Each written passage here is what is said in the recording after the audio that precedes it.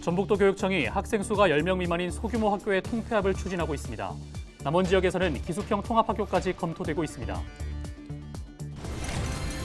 인구 감소와 열악한 지방 재정 등으로 기초자치단체들이 소멸 위기에 처했습니다. 정읍시는 인구 감소세를 줄이기 위한 정책을 마련해 우선적으로 추진할 계획입니다. 남원 지역 한 저수지 제방 일부가 유실되는 사고가 나 남원시가 원인 조사에 나섰습니다. 시는 저수지 누수에 의한 집안 침하에서 비롯된 것으로 보고 정확한 유실 원인을 조사하고 있습니다. 전북도 교육청은 80억여 원의 예산을 투입해 여름철 폭염 대비 학생 안전 관리 강화책 마련에 나섭니다.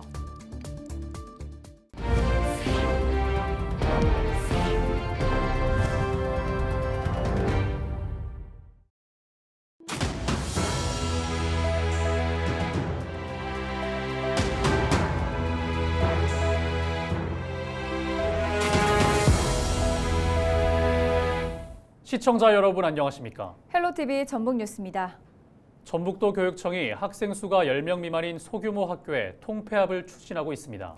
남원 지역에서는 기숙형 통합학교까지 검토되고 있습니다. 김남호 기자가 보도합니다. 남원 지역에서 학생 수가 10명 미만인 학교는 대강중과 수지중, 보절중 세 곳입니다. 전북교육청은 소규모 학교 통폐합 방침에 따라 대강중은 실제 거리가 13km가량 떨어진 금지 중학교로 학생들을 배치할 계획입니다.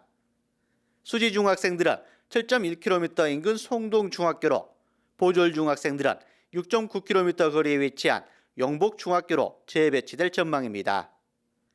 전북교육청은 원거리 학교로 재배치되는 학생들을 위해 통학택시 배치 등 통학 지원책을 검토하고 있습니다.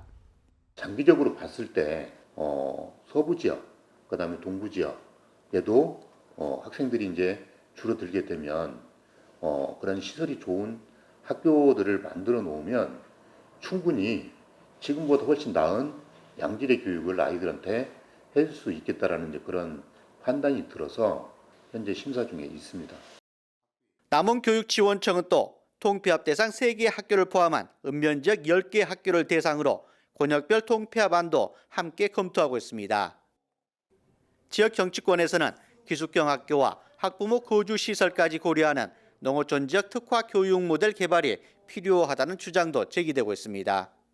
자연 환경과 어울릴 수 있는 그런 교육 환경을 원하는 학부형들도 많이 있습니다. 학부형들이 내려왔을 때 그 주변에서 기거할 수 있는 그러한 귀농할 수 있는 그런 부분, 이런 부분도 이제 행정과 교육과 이렇게 연계가 돼서 풀어나간다고 하면은 통합형 기숙학교를 만들어놨을 때는 많은 분들도 대도시에서 관심을 가지고 오지 않나 저는 이렇게 생각하고 있습니다.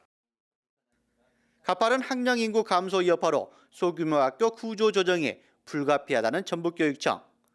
농어촌 소멸 위기를 가속화할 것이란 우려에 대한 대책이 시급합니다. 헬로티비 뉴스 김나우입니다. 남원 지역 한 저수지 제방 일부가 유실되는 사고가 나 남원시가 원인 조사에 나섰습니다. 남원시는 지난 10일 오후 5시쯤 남원시 주천면 용궁 1 저수지에서 물이 넘쳐 흐르면서 제방 일부가 유실됐다고 밝혔습니다. 이 사고로 한때 주민 한 가구가 대피하기도 했으나 민가나 농경지까지 물이 흐르지 않아 인명과 재산 피해는 없는 것으로 확인됐습니다. 시는 제방 유실이 저수지 누수에 의한 집안 침하에서 비롯된 것으로 보고 추가 사고를 막기 위해 저수지 물을 방류한 후 정확한 유실 원인을 조사하고 있습니다. 인구 감소와 열악한 지방 재정 등으로 소멸 위기에 처한 자치단체들은 저마다 대책 마련에 안간힘을 쏟고 있습니다. 이런 가운데 인구 감소세가 여전한 정읍시도 녹록지 않은 상황을 겪고 있는데요. 정읍시가 추진 중인 주요 시책을 정명기 기자가 살펴봤습니다. 1960년대 인구가 28만여 명에 달했던 정읍시. 이후 지속적인 감소세를 보이면서 이제는 10만 5천 선도 무너졌습니다. 이에 대응하기 위한 용역이 민선 8기 들어 추진되고 있습니다. 제일 중요한 건 청년들이 버티기 힘든 도시, 어린이 키우기 어려운 도시, 이것부터 좀 해결을 해야 되겠다. 정읍시는 정부에서 인구 감소가 심각한 지역에 지원하는 지방소멸 대응기금을 활용할 방침입니다. 내년도 기금을 투자할 사업으로 산모와 신생아의 건강관리 서비스를 제공하는 공공산후 조리원 건립 사업을 선정했습니다. 이외에도 생활 인프라 구축에 5개 사업을 발굴했는데 이 같은 투자 계획서를 행정안전부에 제출할 계획입니다. 부서별 기금 투자 사업과 정읍시 핵심 사업을 분석해 총 6개 사업 117억 규모의 지방소멸 대응 기금 투자 계획 사업을 발굴하였습니다. 소멸 위기에 놓인 고향을 살리기 위해 올해부터 시행된 고향사랑 기부제.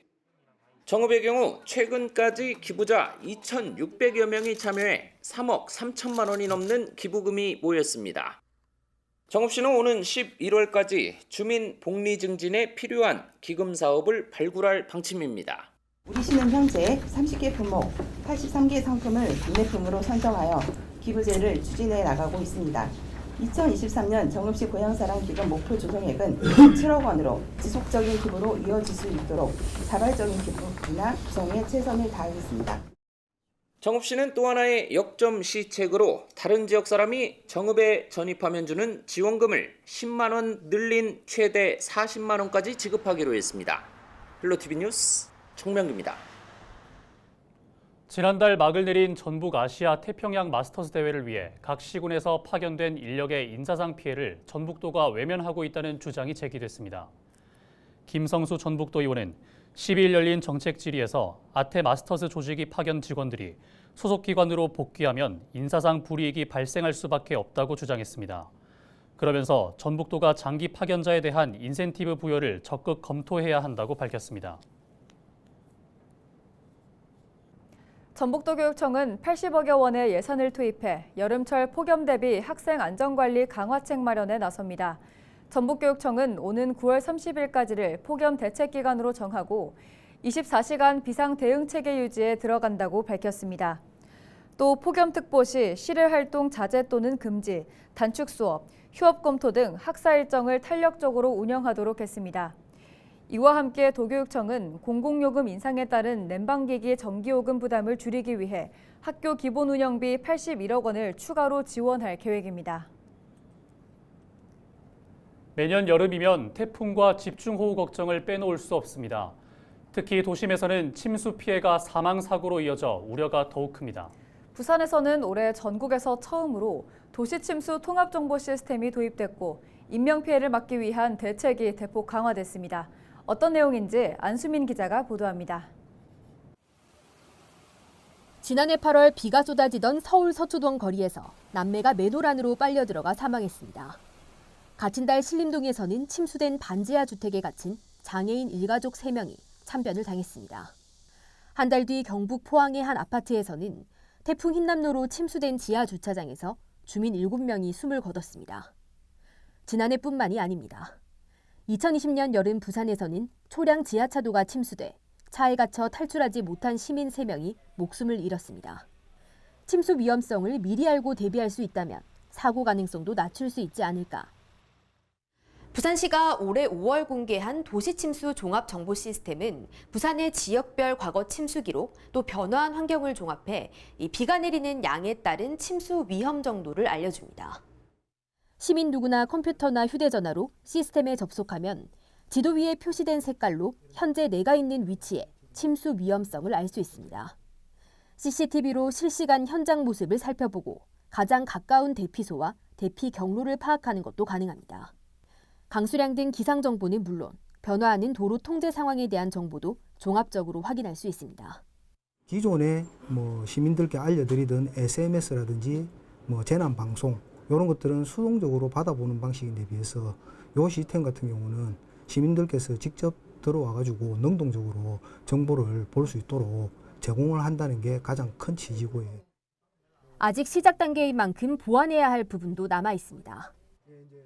도시 침수에 관하여 좀 더 정교하게 대응 능력을 키우자면 강우하고 폭풍 해일이 같이 중첩될 때 발생하는 침수 영역을 식별하는 노력을 사업비를 들여서 앞으로 마련해야 하겠습니다.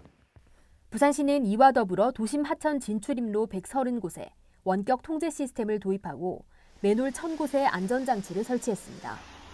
또 반지하 주택과 공동주택 주차장 등에 물막이판 설치 지원을 확대하고 차량이 대피할 수 있는 학교 시설을 13곳에서 135곳으로 대폭 늘리기로 했습니다.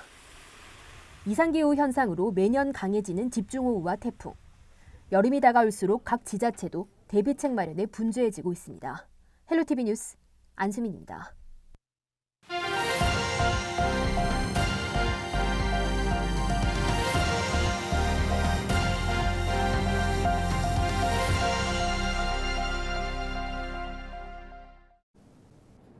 전국 케이블 TV가 지방 소멸 극복을 위해 지역의 실태를 살펴보고 대안을 찾아보는 공동기획 순서입니다.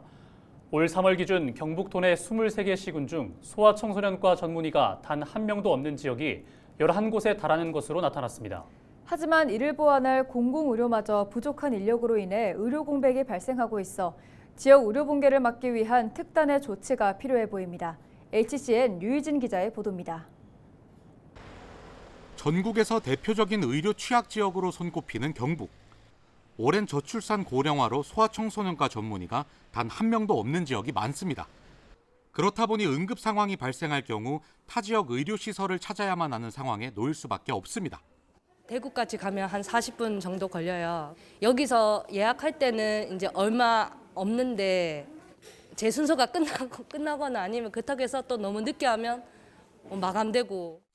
송원석 의원실이 건강보험심사평가원 자료를 분석한 결과 올 3월 기준 경북도 내 23개 시군 중 소아청소년과가 없는 곳은 11곳으로 모두 군단위 지역인 것으로 나타났습니다. 소아청소년 비율이 적을 수밖에 없는 소규모 지자체지만 이들 지역의 만 16세 미만 인구수는 모두 25,700여 명에 달합니다. 하지만 고령화와 인구 유출 등으로 인해 지역 인구수가 해마다 줄어들면서 소아과는커녕 원래 있던 병원들도 문을 닫는 악순환이 반복되고 있습니다. 결국 병원을 찾지 못한 사람들은 급한 대로 보건소 등을 이용할 수밖에 없습니다. 하지만 농어촌 지역의 경우 보건지소의 문이 닫혀 있는 경우가 잦아 헛걸음을 하기 일쑤입니다. 부족한 공중보건의 수에 비해 담당해야 할 지역이 넓다 보니 출장 진료가 잦아지고 결국 또 다른 의료 공백으로 이어지는 겁니다. 이와 관련해 지역 소멸을 막기 위한 정주 여건 개선이 화두가 되고 있는데 중앙정부와 지자체가 함께 공공의료 서비스 수준을 끌어올려야 한다는 의견이 설득력을 얻고 있습니다. 소아과나 산부인과, 산후조리원 정도는 국가에서 재정을 투입해서 법제화시켜야 된다. 지방자치단체에서 갖고 있는 공공의료 서비스를 복합적으로 운영하게 된다면 지방소멸을 막을 수 있는 특단의 대책이 되지 않을까라는 생각을 합니다. 지역 소멸과 함께 지역병원 붕괴 위기도 현실화하는 가운데 가장 기초적이고 중요한 공공의료 시스템 강화의 필요성이 점점 높아지고 있습니다. HCN 뉴스 류희진입니다.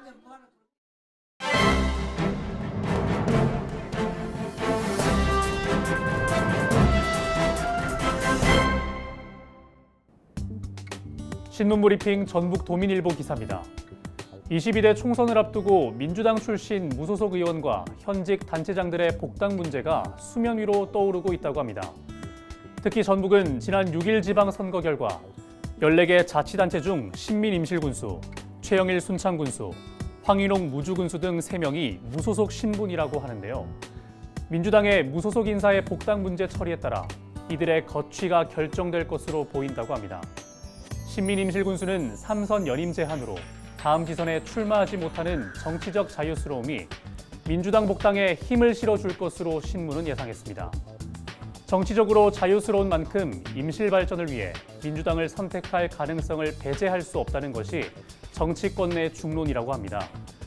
이들과 달리 최영일 순창군수는 지난해 지방선거 출마를 위해 탈당한 만큼 민주당 최고위원회 결정과 민주당 지역위원장의 결단에 따라 복당 여부가 결정될 가능성이 높다고 합니다. 지금까지 신문브리핑이었습니다. 고창군이 여러 나라의 습지 현안과 정책을 공유하기 위해 프랑스에서 열린 제2회 습지도시 시장단 원탁회의에 참석했습니다. 노형수 고창군 부군수는 운곡 람사르 습지 논둑보건과 생태교육장으로 활용하는 사례를 설명했습니다.